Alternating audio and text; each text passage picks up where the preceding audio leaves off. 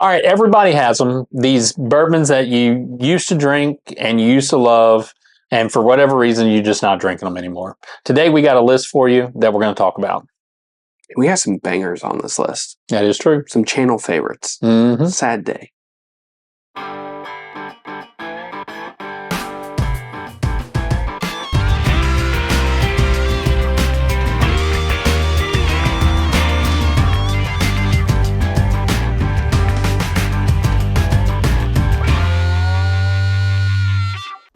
Welcome back to another edition of Bourbon Kingdom. I'm David. And I'm Zach. And today we are going to talk through a list of things that we're just not drinking anymore. Yeah, so... I'm still drinking this, though. There is a bunch of reasons. You got to tell them what you're drinking, I guess. I can't even remember. Oh, M10. This year's M10. This year's M10. Hey, Dave, is that your bottle or my bottle? That's your bottle. Like anything that's here, it's his bottle. Today's episode is brought to you by Z-Biotics. It is that time of year where we are out and about doing things. If it's Kentucky Derby that's going on, we have baseball that's going on. We have all these things where we're outside. Of course, we want to have a couple of drinks here or there. Yeah. And with having that, a little Z-Biotics is our best friend. They're helping us out. That's right. Z-Biotics pre-alcohol probiotic drink is the world's first genetically engineered probiotic. It was invented by PhD scientists to tackle rough mornings after drinking. Here's how it works. When you drink, alcohol gets converted into a toxic byproduct in the gut. It's this byproduct, not dehydration, bet you didn't know that, to blame for your rough next day. So pre-alcohol produces an enzyme to break this byproduct down. So just remember to make Z-Biotics your first drink, drink responsibly, and you'll feel your best tomorrow. Also, Z-Biotics is backed by a 100% money-back guarantee. If you are not satisfied for any reason, they will give you your money back. So click the link in the description to get 15% off your first order. All right. So with everything that we have going on, we're traveling, we are going to events, we are doing all this stuff. Out of all seriousness, all these events that we're going to, we're having to have a pour here and a pour there and a cocktail here and a cocktail there. It's a great time. Thankfully, I have Z-Biotics that they're supporting me, because without it, there's no way we would get any of this stuff done. Not a chance. I couldn't do where it's every weekend where we're going here, going there and whatnot. So thank you, Z-Biotics. We love and support you guys. You all have been a great channel sponsor of ours. And thank you all very much. Yep, we appreciate it. Breathing. And I'll drink his bottle. Even at his house. It somehow happens. Whatever. With all that being said, I can't wait for y'all to see my new set. Can't wait. It is nice. It does look good. We should probably do a live stream soon. We should do a live stream soon. Just to show off the new set. That is true. And really, it's not even a new set. It's just a shelf. It is just... Have you gotten LEDs for the shelf yet? No, not yet. I got to get pick those up. Yeah, we need that. Anyways, as we got sidetracked there, we basically picked out 8 bottles that we are not drinking here, really like how we used to at all. Yeah. Some of these are bangers and classics of the channel, and there's a whole bunch of different reasons why I'm just not drinking them or Dave's not drinking them. Yeah. So yeah, we'll just have to talk about it. But before we start, make sure you hit our like, subscribe, notifications button. Check us out on Patreon. Check us out on Facebook, Instagram, TikTok, all those things. We have a podcast that's floating around out there somewhere. Eventually, but the truth is, Patreon's the best place to be. That's true. Get you barrel picks, get you exclusive access to some things that we just don't do on the regular channel. So if you're at all interested, look us up on Patreon, Bourbon Kingdom. You'll find us. Subscribe. There's lots of different levels to be subscribed at. Check it out. It'll be fun. Have a fun time. Yeah. You want me to start? Sure. I think I think I started last video, so you start this Let one. me start this one? Yeah, sure. Should I just start out with this one and just shock everybody? Let's do it. Old Forester Barrel Strength. Now, this is an incredible bottle. This is an MTS. This is, I think, is it brown sugar? Yeah. Oh, yeah. The brown sugar one is actually... It's great. It's fantastic. It's not that I have wholly went away from saying that they're bad. Whenever I thought of this video, I was like, when was the last time I had one of these? Mm-hmm. I couldn't think of it. I legitimately... Now, generally speaking, I'm not going to drink it either, but since it's his bourbon, I'm gonna drink it. He knows it's a banger bottle. That's what... He's literally like, It's like out of all of like the master, MTS stands for Master Taster Selection. This is back when Jackie was still When Jackie was doing her thing. She was doing her thing at Old Forester. Yeah. Putting these single barrels out, like, gosh, they were phenomenal. Dave, confirm, phenomenal. Yeah, that's really. See, if all of these, If all of them were that way, woo. oh, yeah, I know, right? Yeah, that's really good. Anyways, I just have not had one of these in a long time, and like, even like my go-to, like, I don't. It's just one of those things. I couldn't remember last time I had one. I was like, perfect. This is perfect. Why it's on the list. Yeah, I get that because for me, it's 100 proof all the way. Like I'm 100 proof and I've all had the way. 100 proofs. Yeah, here lately, but I haven't had one of these. Yep, I get it. My first one on the list is the Jack Daniel's Triple Mash, which came out at the same time as the Bonded, and I just have like gone away from this for whatever reason. I liked it a lot when it first came out. I loved it, and I went through a bottle of it, and then I bought a second bottle of it. And the truth is my second bottle looks like this bottle of yours. I don't know what bottle of yours. First, this is no, second actually. I'm sorry. My bottle looks like this too, and I've just kind of gone away from it because there have been so many other things from Jack Daniel's that have just kind of taken precedence there. Yeah. Between the Coy Hill, the 14, the 12, the 10, and we didn't love the 12 and 10, but the 12 and 10 is still better than this. We're so good, and so that's what we should have those Hard Night. Oh, we should go to. We haven't hit those 10 or 12 samples. That is true. So, like, just in general, like, there are other things, and nothing against the Triple Mash, but of all the things that Jack Daniel's does, this is has become low on my totem pole, and I loved it when it first came out. Fair. Oh, I don't even know which one, because all four of these make me sad whenever I think about it. But I'm just gonna go with it. And the crazy thing is, like, even with this one, like, we just talked about this in one that, like. But I haven't been drinking. Okay, so this is a Four Roses barrel strength. So yes, I have had some of the ultra aged ones here lately, but I haven't had like the standard everyday barrel strength. Right? I haven't had one of those in a long time. And there's a couple stores I like to go to and have a pour or two, and I've tried theirs. I just didn't love it. Mm-hmm. And I think every few years, Four Roses goes on this little drought of barrel strengths that just aren't as great as what some of the past ones are. I think locally we're just on a little bit of that drought. Yeah, and the bad thing for us, the bad and good thing for us is that these are readily available. True. Like, you can go to the distillery at almost any given time. Very true. And pick one up. Mm-hmm. And that is a pro for us, but it's also a con for us because we get really picky with what we want. Very picky. And we get picky with runs too. Yeah.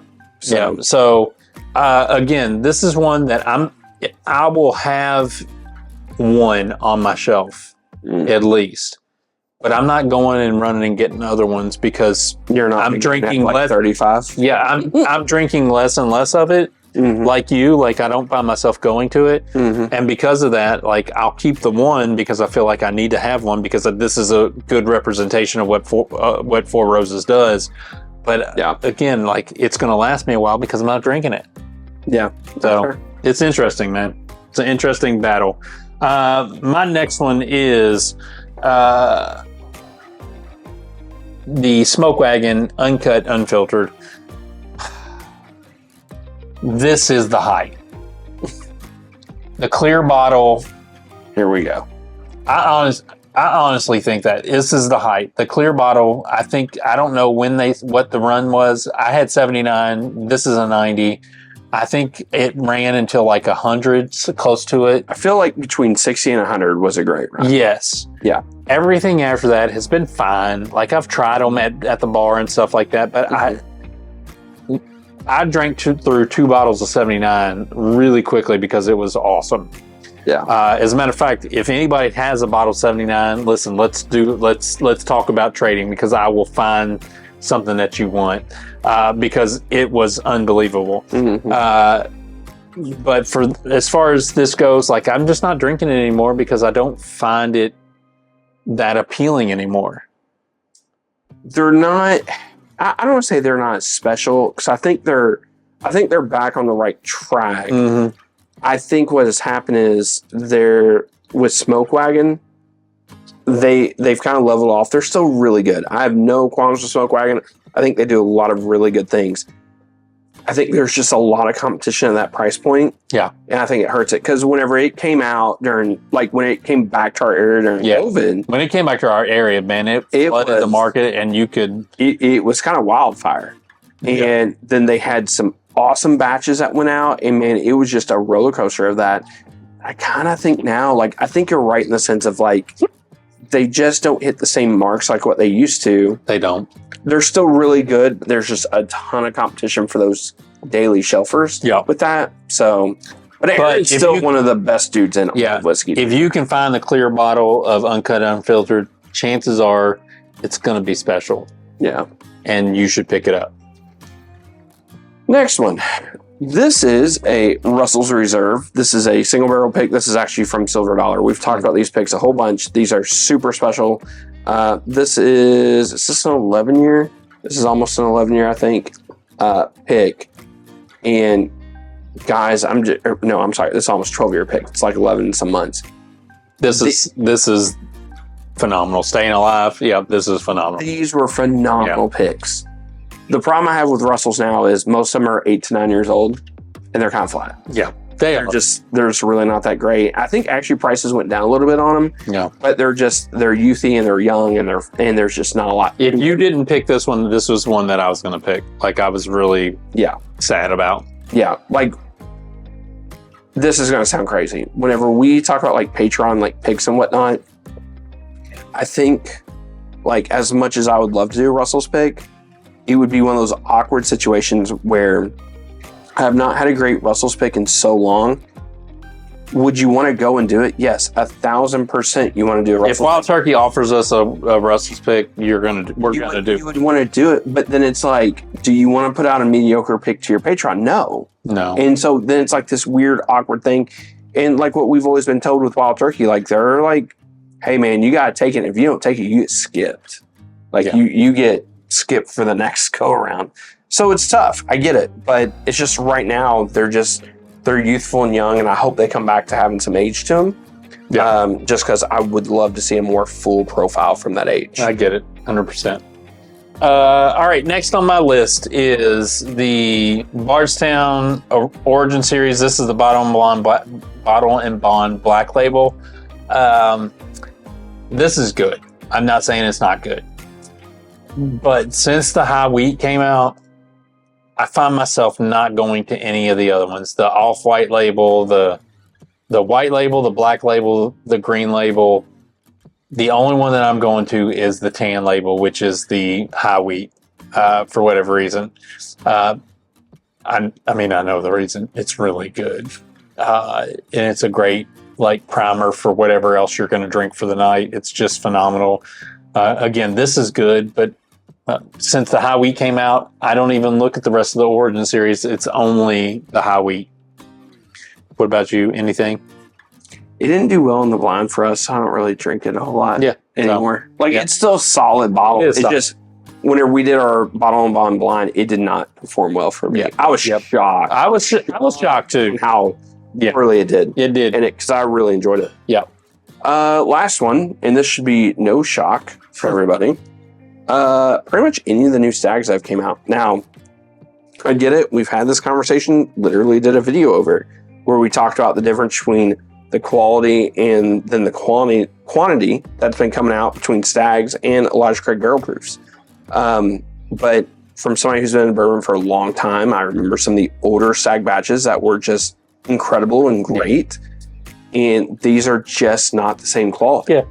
At the end of the day. I think you're right. I think they missed the mark. We're going to do a blind eventually to see these four against another bottle to see how it does. Maybe it does well, maybe it doesn't. We'll see. But I do agree that Stag picks have been really great. Really good to great. The picks. And I feel like they're saving all the great for the picks. Well, I honestly, I don't know. I don't really know how it's going because in my mind, between the pick program, which is taking however many hundreds of barrels away from it, and then them doing 4 releases of Stag a year, And if the Stag batches, they used to be rumored to be between 8 to 12,000 bottles.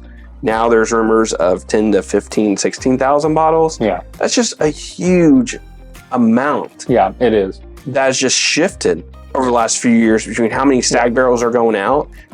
And, whenever you have a bad Stag barrel, they would just blend it, right? Blend in something small, whatever it would be. Yeah. Water it down. But now they need those bad barrels. That is true. They have to have them to meet their quality size of these blends. So, it's just tough. It's tough. But, yeah, that's pretty much it. I get it. No, my next one. Oh, wait, you got one more? Got one more. I have one more. My next one on the list, and the last one on the list, is the Bllandens. The Bllandens. The Bllandens.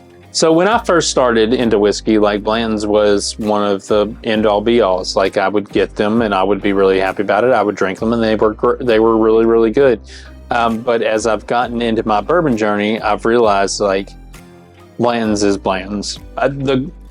The novelty of Blandens is the fact that it has a date on it, and that fact that you can get said date for important dates in the history of your life, which I totally appreciate. We've talked about this before. Like, I wish that I was into bourbon in 2007 and 2010 when I could have gotten my boys birth dates and birth years of Blandens. That would have been super cool. But the truth is like, it's beyond me. And so because that, like, it's fine. Like, this is fine. It's not like terrible. It's not great. It's fine. And if you want to have a good time and drink a decent whiskey, like, this is good. But I find myself not even looking for these anymore. As a matter of fact, I was at Evergreen, Middletown the other day, and there were 2 of them, and I was there. I could have picked one up, and I just looked at the date, and it was nothing significant to me. And so I just said, listen, I appreciate it, but I'm just going to leave this for somebody else because maybe it will be something that they want. Sure. And so I just passed on it. And I have a tendency to be passed on it unless there's a super important date that's coming up or been around that I'm trying to remember. I just let them go.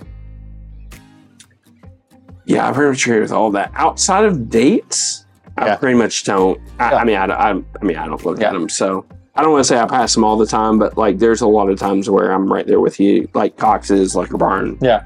I don't really see them out at Total Wine, but I don't go to Total Wine as much. So. Yeah, it is true. I don't go to Total Wine as much as anyway. All right, that's our list of things that we kind of aren't drinking anymore. Tell us what your list is. We'd love to hear it. And until next time. We'll see you. We'll see you.